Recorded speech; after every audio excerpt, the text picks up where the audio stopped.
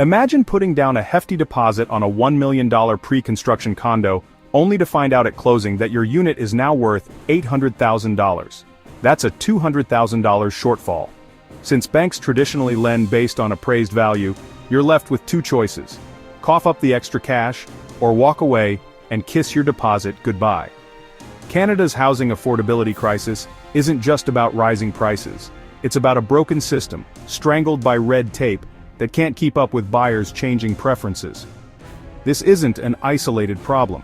In major cities across Canada, appraisals are landing 10 to 30% below contract prices, and it's exposing a deeper dysfunction in our housing market. Toronto alone has more than 24,000 unsold new condos. Units that once attracted investors and young professionals now sit empty, and yet, more small condos are on the way. Meanwhile, buyers are hunting for larger, livable spaces they either can't afford or can't find. How did we get here? It's about more than just supply and demand. It's about municipal red tape and sluggish approval systems that choke off the market's ability to respond to changing needs. If we're serious about affordability, we have to fix this bottleneck. That starts with slashing approval timelines to restore the market's ability to deliver the homes that Canadians want and can afford to own.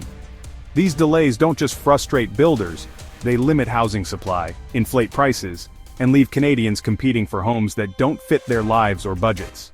Across the country, getting from concept to construction can take years. The planning grind, permits, consultations, applications, assessments, drags on and racks up indirect costs of as much as $5,576 per unit per month. In Toronto, approvals average 25 months. That delay alone could tack on more than $100,000 to the final price of a condo. And that doesn't even include the direct costs and fees associated with the processes themselves. These delays don't just raise costs. By the time a project finally breaks ground, consumer preferences and market conditions have shifted, leaving developers stuck delivering yesterday's housing to today's buyers.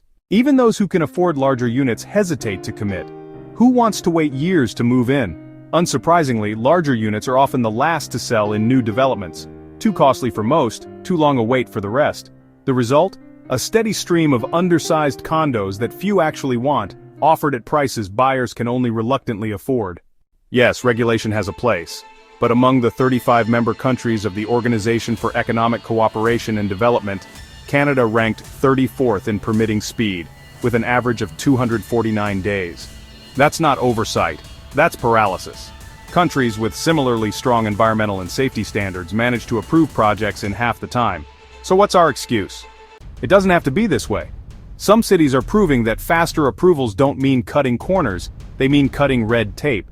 Between 2022 and 2024, Halifax slashed its approval timelines from 20.8 months to 9.8. Edmonton went from 10.5 months to just 3.4, while still allowing enough time for meaningful assessments. Other cities could follow suit by adopting tools like automated same-day permits, consolidating overlapping policies, creating fast-track review lanes for compliant developers, and publishing timelines to inject predictability and accountability into the process. Let's be clear, this isn't about giving developers a free ride, it's about giving Canadians a fighting chance at homeownership. Unlike interest rates or material costs, these delays are entirely within government control. If policymakers actually want a responsive housing market, they must address the gridlock that they've created. These lengthy timelines aren't inevitable, they're policy choices with real consequences. And those choices are making housing more expensive while preventing the market from delivering housing Canadians need when they need it.